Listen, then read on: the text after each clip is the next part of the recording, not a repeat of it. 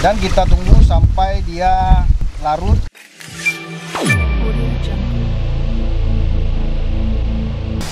Assalamualaikum warahmatullahi wabarakatuh kawan, salam Fajri Farm untuk seluruh makhluk bumi. Ketemu lagi dengan saya.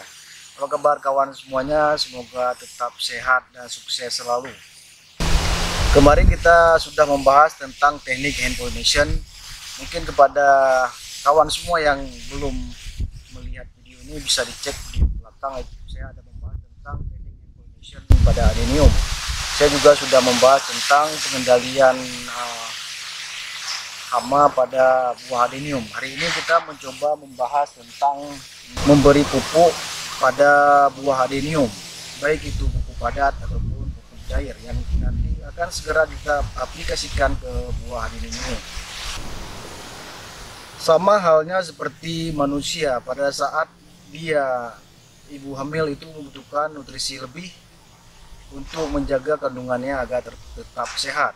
Begitu juga halnya sama dengan pohon. Ada pemberian nutrisi khusus agar buah lebih sehat. Jadi pada fase generatif pohon pada saat berbuah itu membutuhkan makanan khusus, pupuk khusus yang harus diberikan kepada pohon agar benih yang dikandung, biji yang dikandung nantinya menjadi sehat.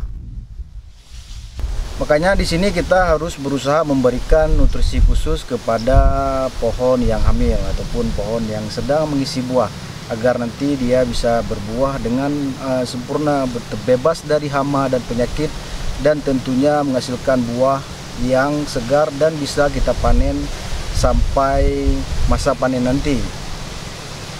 Jadi di sini kita mencoba menggunakan beberapa produk yang akan kita aplikasikan ke buah nantinya.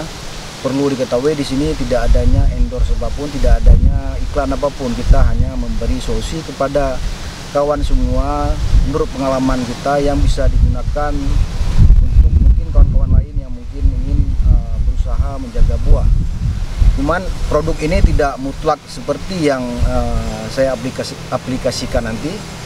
Ada juga produk-produk lain yang bisa Anda gunakan untuk menjaga buah ini. Tidak mesti harus sama seperti obat ataupun produk yang saya sampaikan. Banyak produk-produk lain yang bisa kita gunakan untuk pengaplikasian untuk tanaman adenium, khususnya untuk pada fase pembuahan begini. Semoga Anda nonton video ini bisa memberi manfaat kepada Anda dan Anda bisa mempraktekkan hal ini di lokasi rumah ataupun di kebun Anda nantinya.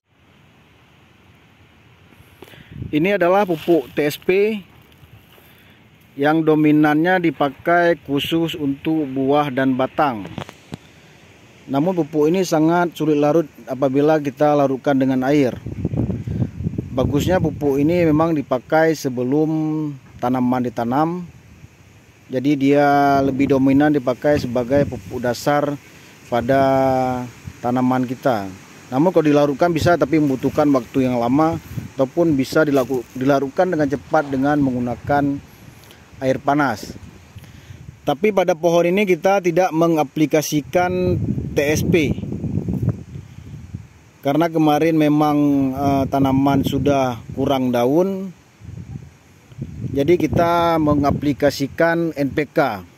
Jadi NPK di sini pupuk yang sudah mengandung N, juga dia mengandung P, dan dia juga mengandung K, yang mana bagus untuk seluruh bagian pohon. Dia memiliki N, kita bisa pakai N untuk pacu daun. Seperti kawan lihat kemarin, tanaman agak sedikit kuning. Jadi pada saat umur 17 kemarin saya sudah mengaplikasikan pupuk NPK ini pada tanaman buah ini. Makanya buah seminggu kemudian bisa buah terlihat perubahan yang sangat cepat, buah menjadi besar. Apabila tidak kita aplikasikan pupuk NPK pada umur kemarin, mungkin buah ini tidak sebesar ini pada umur 28 hari sekarang.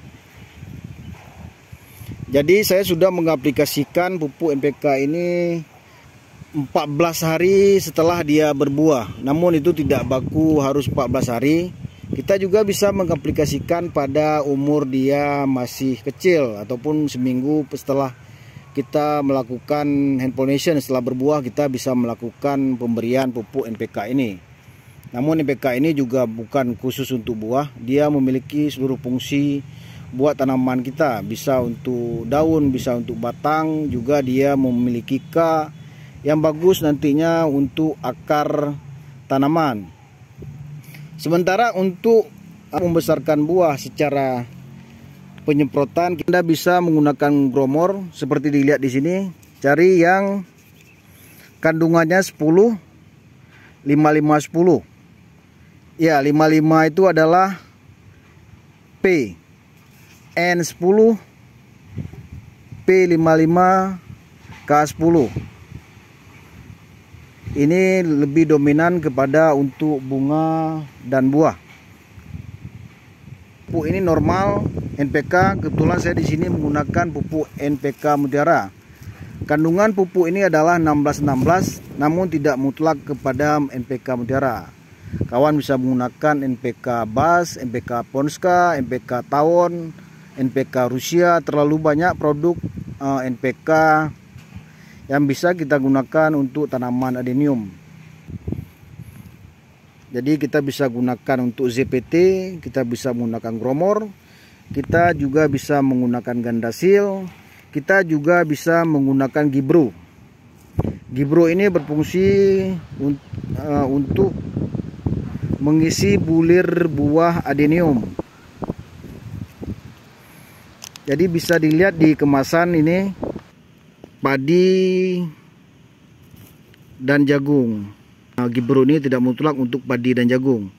Dia juga bisa digunakan pada tanaman lainnya. Jadi kalau Anda beli di toko pertanian, jangan Anda tanyakan untuk mengisi buah adenium, maka produk itu tidak ada, kawan. Jadi semua produk apapun yang bisa mengisi bulir buah itu bisa digunakan.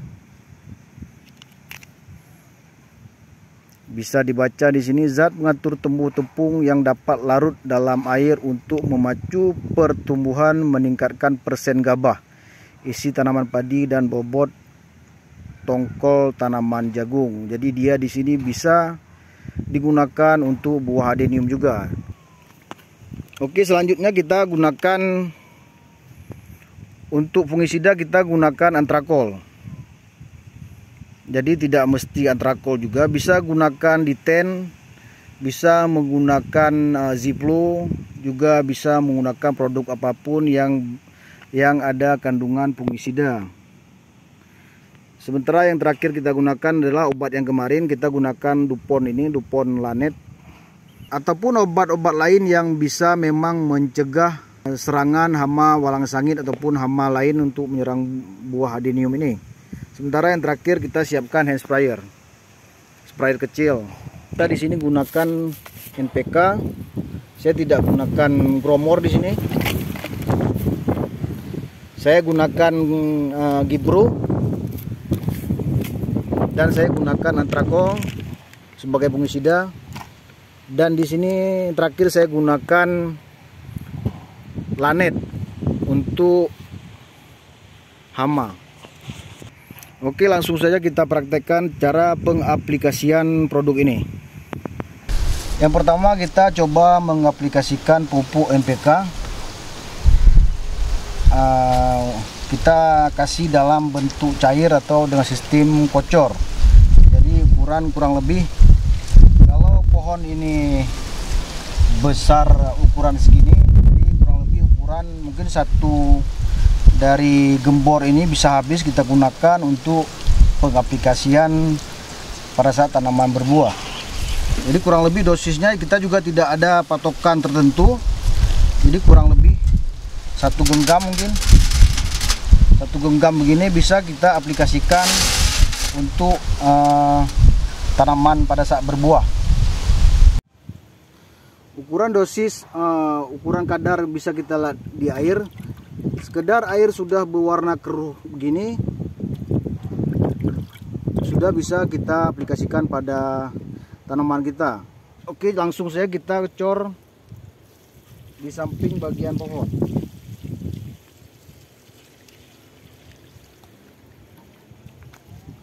Usahakan jangan kena tanaman ataupun apalagi buah-buah begini.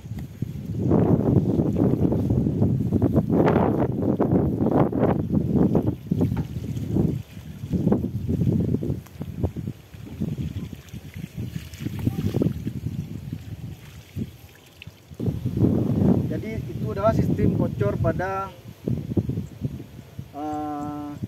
dengan sistem kocor.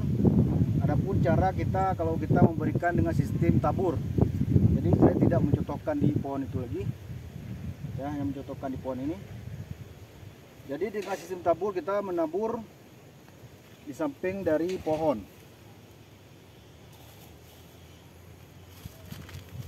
Kalau pohon Anda ukuran pot kecil, Anda bisa gunakan kurang lebih 1 sendok makan dan letakkan di samping pohon.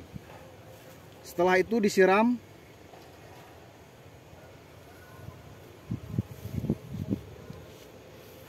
Ini juga sedang berbuah. Dan ini kita nggak tahu nak siapa kawan, kok bisa tumbuh kemari kawan ya.